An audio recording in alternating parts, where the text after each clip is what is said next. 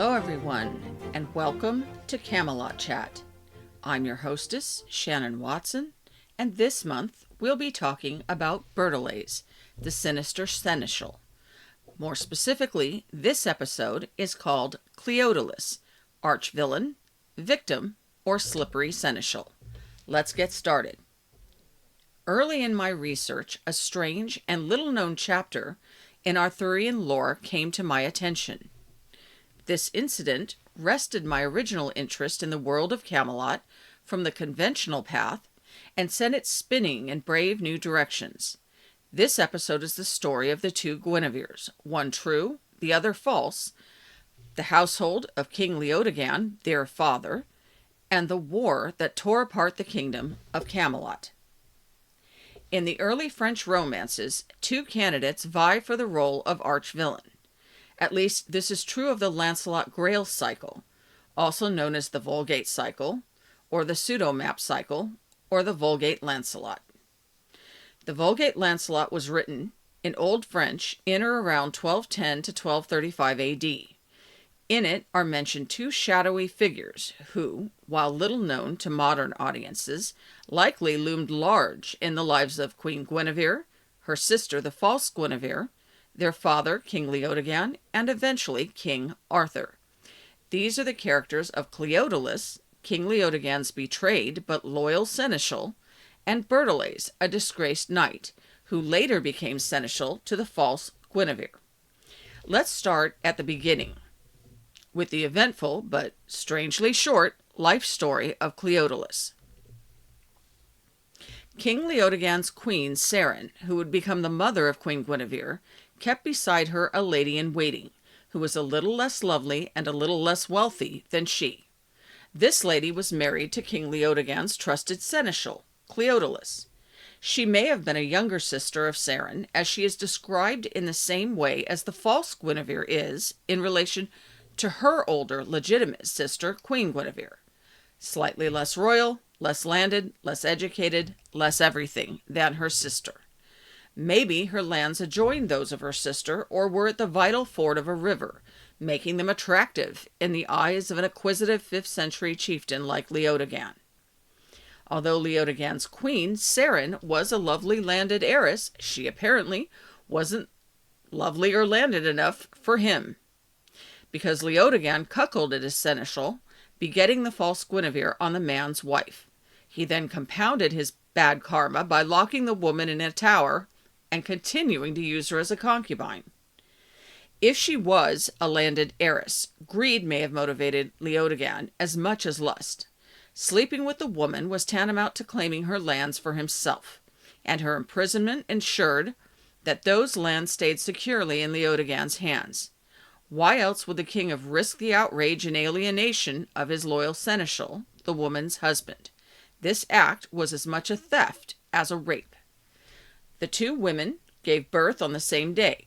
Queen Seren to a legitimate child, the girl who would grow up to be Queen Guinevere, and her lady-in-waiting, the seneschal's wife, to a bastard, the child who became the false Guinevere. Both were daughters of Leodegan. So Leodegan ended up with two daughters and two wives. Many 5th century warlords appear to have taken concurrent multiple wives. This is because the women held the land, and on an island like Britain, land is at a premium.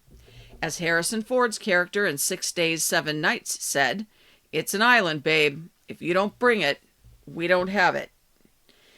Anyway, Leodegan raped the lady, took the land, and kept the child as his own, although the seneschal raised her after his wife's eventual death in the tower. At the time, Cleodalis took the insult quietly, stoically, saying nothing and remaining Leodegan's faithful servant. And then he seems to just disappear. What happened to him? Did he simply age into a graceful obscurity? Having played his minor role in the story, was he written out of the script? Did he just swallow his pride and let the guy get away with it? Whatever happened to revenge, sweet lasting revenge? And what happened to Cleodalis? Some medieval writers suggested that King Leodegan accompanied Arthur on his Gallic campaigns late in the king's career. So maybe his seneschal went with him and perished in Gaul. or upon Arthur's return in the terrible ambush at the landing, or perhaps he fell even later in the Battle of Camelot. Or maybe none of that happened. Because it seems very odd that this man, who had as much or more of an axe to grind against the king as anyone, just sort of fades away. Strange that medieval fantasists would let such an opportunity for drama as the Seneschal story was slip through their ink-stained fingers. The Arthurian scholar Norma Laurie Goodrich believed, based on later events, that the Seneschal and his family were Pictish. The Picts, like the later character Percival, could come to claim recompense for a wronged family member down through 9 generations, and they often did. They were such world champion grudge holders that grudges seem to have been encoded in their laws. If this was true of Cleodalis the Seneschal, then King Leodegan would soon have hell to pay. For now, let's look at his name and see if it provides any clues.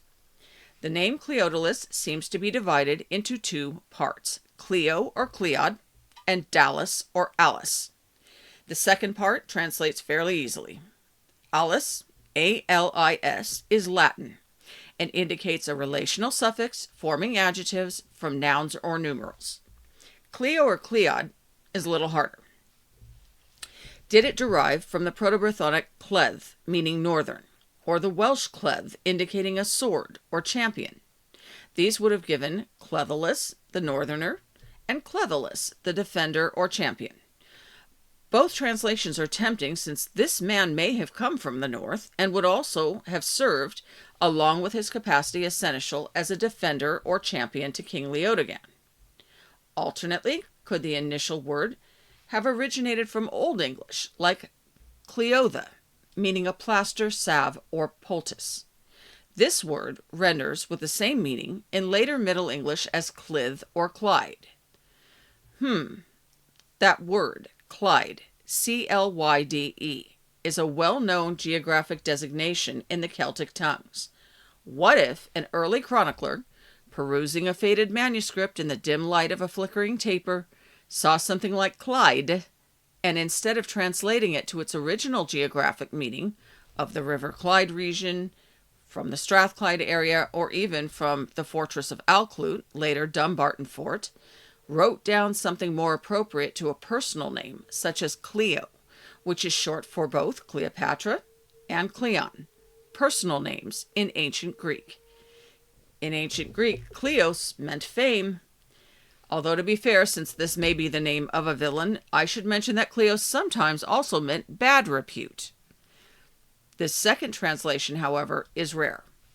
In Proto-Indo-European, Kleos renders into Kluos, fame, and from there into Cloos in Proto-Celtic, and Clew in Old Irish, which was contemporary to the 5th century. I could not find an equivalent in the Proto-Brythonic or Pictish, but this etymology should serve to give the picture. So what if Cleodalis was the Old French rendition of an earlier Celtic name, something like Clualis, the famous? This appears a good fit for the name or nickname of a loyal 5th century man, possibly a warrior of renown before he settled into the comfortable position of seneschal or steward in the house of Leodegan. A house and position that did not remain comfortable for long. Next week, I will examine the second contender for the position of Arthurian villain, the slippery old knight, Bertolaise. Who was he? What do the 8 different variations of his name mean? Why was he exiled? What did he mean to the false Guinevere? How and where did they meet? And did the murder he committed occur before or after his mysterious reunion with Guinevere's shady sister? Find out next week. If you can't wait for more Arthurian lore till the next episode, you will find my historical fiction novel, The Wanderer and the Wolves, told from the young Queen Guinevere's perspective, on Amazon.com. The link is included below.